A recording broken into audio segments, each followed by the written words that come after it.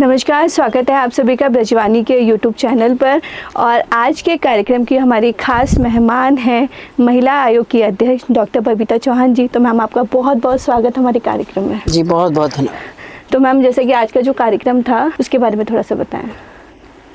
देखिए आज यहाँ ब्रज शक्ति का एक कार्यक्रम था जी। और जो ब्रज क्षेत्र जिसको बोलते हैं वो पूरा सारी महिलाएं यहाँ आई हुई थी। जी।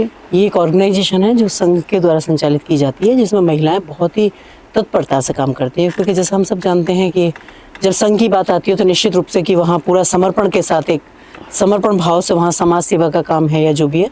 तो ये उस तरह की यहाँ संस्था थी। जैसा आपने देखा होगा कि उन्होंने अपने पूरे साल में उन्होंने क्या क्या काम किए वैसा ब्यौरा दिया, उन्होंने क्या क्या काम वो करते हैं वैसा बताया। तो उसमें चाहे वो इन्वायरमेंट की बात है, चाहे वो अवेयरनेस की बात है महिलाओं के लिए, चाहे वो एजुकेशन की बात है, तो सभी में मुझे लगता है कि बहुत ही अच्छा, सारी बहनें हमारी मिलकर सब बहुत एक अच्छा भूमिका निभा रही हैं समाज के लिए। जी।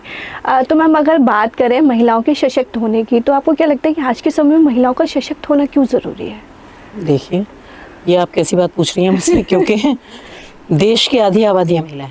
बिल्कुल। माननीय प्रधानमंत्री जी सपना देखते हैं कि 2047 में वो आत्मनिर्भर भारत की कल्पना करते हैं। जी। और आत्मनिर्भर भारत की जब कल्पना की जाती है तो क्या आपको लगता है कि अगर आधी आबादी जागरूक नहीं होगी, आत्मनिर्भर नहीं बनेगी, तो क्या देश आत्मनिर्भर बन पाएगा? अगर मैं उत्तर प्रदेश की बात करूं तो आज 25 करोड़ की आबादी है उत्तर प्रदेश की, जिसमें 12.5 करोड़ की आबादी महिलाओं की है। तो निश्चित रूप से अगर सशक्त उत्तर प्रदेश की बात करते हैं माननीय मुख्यमंत्री जी भी, तो मुझे लगता है कि महिलाओं को जब तक सशक्त नहीं होंगी तब तक सशक्त उत्तर प्रदेश कैसे होगा? आत्मनिर्भर नहीं होंगी, क्योंकि उन्होंने भी कहा है सशक्त नारी, सशक्त परिवार और सशक्त प्रदेश। तो बहुत ज़रूरी है कि महिलाओं को भी मुख्य धारा में जोड़ने के लिए अपनी कदम ताल को आगे बढ़ाना चाहिए। इसके लिए महिलाओं को भी काफ़ी हद तक आना पड़ेगा, लेकिन कई बार हम देखते हैं कुछ परिवारों में आज भी महिलाओं को ये कि घर के अंदर रखने के लिए हिदायत दी जाती है, कहते हैं कि नहीं घर के अंदर रह के ही काम किया जाए। देखिए मुझे लगता है ऐसा तो वैसा अब नहीं है, पर हो सकता है कि कुछ जगह ऐसी हो, क्योंकि अगर महिला निकलना चाहती है और सही काम करना चाहती है तो मुझे लगता है कि आज परिवार भी पूरा सपोर्ट देता है। उसका रीज़न भी है क्योंकि अगर पहले मना किया जाता था, मैं 10 साल पहले की अगर बात करूं तो उत्तर प्रदेश इतना असुरक्षित था कि यहाँ महिलाओं की छोड़ो पुरुष भी सुरक्षित नहीं थे।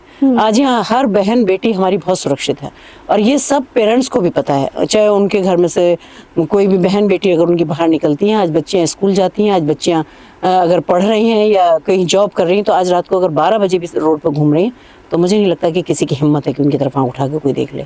तो अब वो बात नहीं है कि नहीं निकलने दिया जाता उनको, पर ये है, मुझे तो यही लगता है कि अभी भी महिलाओं में थोड़ी जागरूकता की कमी है। बिल्कुल। वो नहीं चाहती, अपने एक सेफ खोल में रहना चाहती हैं कि बस वो वही अपना सारा कि भाई ठीक है, अपना जो खाने को मिल गया, अपना घर का काम कर लिया, उसको उनको नहीं पता कि दिन दुनिया में क्या हो रहा है। पर मुझे लगता है कि अब ज़माना बदल गया है और महिलाओं को भी बहुत जागरूक भी होना चाहिए और अपने अधिकारों को भी समझना चाहिए। उनके दायित्व क्या क्या हैं, चाहे वो परिवार के प्रति हैं, चाहे वो समाज के प्रति हैं, चाहे वो देश के प्रति हैं, उन सबको भी समझना चाहिए। तो मैम महिलाएं किस तरीके से जागरूक, या हमारी अपनी भागीदारी क्या हो सकती है? जो महिलाएं जागरूक है वो दूसरी महिलाओं को कैसे जागरूक करें? क्योंकि अक्सर ये भी कहा जाता है कि महिलाएं, एक महिला दूसरी महिला की दुश्मन होती है, वो उसको आगे नहीं बढ़ने देना चाहती, वो उसको वहीं रोक देती है। तो आपको क्या लगता है? आप अपने अनुभव के आधार पर बताएंगे। अदरवाइज मैं तो ये चाहती हूँ कि मैंने तो ये कसम खाई हुई है कि जब तक मैं लास्ट में बैठी हुई महिला को नहीं जगा दूंगी तो तब तक मैं शांति से नहीं बैठूंगी। और मैं महिला हूँ और महिलाओं को जगाना चाहती हूँ। तो मुझे नहीं पता कि किस संदर्भ में ये बात कही जाती है, या तो ये एक पुरुषों की राजनीति कह सकते हैं कि फूट डालो और राज करो, कि महिलाओं को आपस में भिड़ाते रहो और अपना कोई बात नहीं, आगे बढ़ ही नहीं पाएंगी। तो मुझे लगता है ऐसा नहीं है, पर थोड़ा सा समझदारी की जरूरत है ना, क्योंकि अभी वो उनको बहुत आगे बढ़ने की जरूरत है, अभी उनको बहुत काम करने की जरूरत है, उन्हें बहुत शिक्षा की जरूरत है। उनको दुनिया में अपना कदम ताल मिलाने के लिए उनको मुख्य धारा से जुड़ना होगा। और जब वो मुख्य धारा में जुड़ेंगे तो देखेंगे तो सब ये कही हुई बातें हैं कि इसलिए कह दिया जाता होगा क्योंकि पहले घर में अक्सर सास बहू ही रहा करती थी, तो कि अगर सास ने कुछ कहा तो वो बहू भी महिला है और वो भी महिला है, महिला ही महिला की दुश्मन है। बट मैं तो इन चीज़ों को नहीं मानती। मैं तो यही कहूँगी कि जरूर अगर आप जैसे लोग भी हैं और आपके माध्यम से भी जो लोग मुझे सुन रहे हैं, तो निश्चित रूप से उनको भी प्रयास करना चाहिए कि अगर हमारी कुछ थोड़ी कमजोर बहनें हैं या जिन तक जो हम तक नहीं पहुंच पाती हैं या हम उन तक नहीं पहुंच पा रहे हैं, तो कृपया करके उन तक पहुंचने का कष्ट करें और उनको भी बताएं कि उनके अधिकार क्या है, या वो अगर पढ़ेंगी लिखेंगी आत्मनिर्भर बनेंगी तो उनका क्या रोल हो सकता है। या सरकार की इतनी सुविधाएं इतनी योजनाएं हैं, आज मैं कहती हूँ अगर महिला चाह लेगी तो कोई भी ऐसी महिला नहीं है जो आत्मनिर्भर नहीं हो सकती। आज हर महिला इतनी है, पर थोड़ा सा जागरूक होना पड़ेगा, अपने लिए थोड़े प्रयास भी करने पड़ेंगे। तो इसके लिए मुझे लगता है कि अगर पता है तो ठीक है, नहीं पता है तो हमें बता देना चाहिए और लोगों को इससे अवेयर करना चाहिए। बिल्कुल, मतलब हम ही समाज में रह के एक दूसरे को जागरूक कर सकते हैं। डेफिनेटली, बिल्कुल। मैम, इस समय अगर हम उत्तर प्रदेश की बात करें तो महिलाओं को लेके बहुत कुछ सोचा जा रहा है, उनके लिए नई नई योजनाएं, नई नई चीज़ें करी जा रही हैं सरकार की तरफ से, तो उस बारे में क्या बताना चाहेंगी? डेफिनेटली, मैंने तो अभी कहा कि जैसे कि अगर मैं उत्तर प्रदेश की बात करूं तो आज महिलाओं को बहुत भरोसा है माननीय मुख्यमंत्री जी पर जी। और मुख्यमंत्री जी की भी अगर बात करूं, कोई मंच ऐसा नहीं है जहां महिलाओं के लिए उनको कैसे आत्मनिर्भर बनाया जा सकता है, उनके स्वास्थ्य पे कैसे काम किया जा सकता है, उनको शिक्षित कैसे किया जा सकता है, या उनको योजनाओं के तहत, जैसा आपने देखा होगा कि आज समूह के माध्यम से हर गाँव हर घर में समूह पहुंचा हुआ है और जहाँ आत्मनिर्भरता की बात होती है, क्योंकि हर महिला वहाँ आसानी से 8-10 हज़ार रुपये महीने कमा लेती है। तो मैं कहती हूँ जब से माननीय मुख्यमंत्री जी ने ये कार्यभार अपना संभाला है लगभग पिछले 9 साल से, तो 9 साल में मैं कह सकती हूँ कि महिलाओं का इतना विश्वास है उनके ऊपर कि उनको पता है कि योगी है तो कुछ नहीं हो सकता और योगी है तो सब कुछ हो सकता है महिलाओं के लिए। तो मुझे लगता है कि बहुत अच्छा जो महिलाओं की ओपिनियन है योगी जी के बारे में, जो सोच रखती हैं, तो वो एक ऐसे जैसे एक परिवार का जो एक पिता के रूप में होता है, एक बड़े भाई के रूप में होता है, एक गार्जियन के रूप में होता है, उस तरह से सारी महिलाओं का सोच रखती हैं मानिए।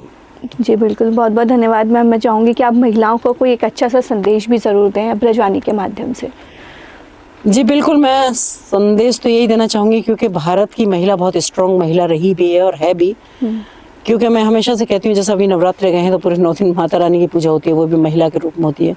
और अगर भारत की बात करूँ तो यहाँ तो भारत को भी माँ कहा जाता है। अगर नदियों की और गंगा की बात करूँ तो यहाँ तो गंगा माँ और यमुना माँ या सरस्वती माँ के नाम से नदियाँ जानी जाती हैं। तो महिलाओं की बहुत ही महत्वपूर्ण भूमिका और बहुत ही सम्मान है इस भारत में, ऐसा नहीं है। लेकिन मैं इतना जरूर कहना चाहूँगी कि इसके लिए थोड़ा महिलाओं को भी समझदार होना चाहिए। थोड़ा सा ये जो मोबाइल और ये सब चीज़ें हैं इनसे थोड़ा दूरी बनाएं, थोड़ा ये बच्चों पे भी ध्यान दें, बच्चों में थोड़े परवरिश में ध्यान दें, बच्चों के थोड़े संस्कारों पे ध्यान दें। बेटा हो या बेटी हो दोनों को संस्कारित करना जरूरी है, क्योंकि मैं हमेशा कहती हूँ कि भारत एक संस्कृति मान्य देश है और जिसकी संस्कृति को पूरी दुनिया में जाना जाता है। और संस्कृति, जब संस्कार जिंदा होते हैं तो संस्कृति बनती है, और जब संस्कृति बनती है तभी हम सनातन को बचा पाते हैं, जैसे हम सनातनी बात करते हैं। तो निश्चित रूप से मैं कहूँगी कि महिलाओं की रिस्पॉन्सिबिलिटी बहुत है, अपने लिए भी, अपने परिवार के लिए भी और समाज के लिए भी। तो थोड़ा सा जागरूक बने और थोड़ा सा अच्छी दिशा में काम करें, तो निश्चित रूप से मुझे लगता है कि ये इस वक्त अब उनके लिए बहुत ही सुनहरा अवसर है अपने आप को आगे बढ़ाने का। जी, तो आगे बढ़ें, पढ़ें लिखें, आत्मनिर्भर बने और मुख्य धारा से अपने आप को कनेक्ट करें। जी, बहुत बहुत धन्यवाद मैम।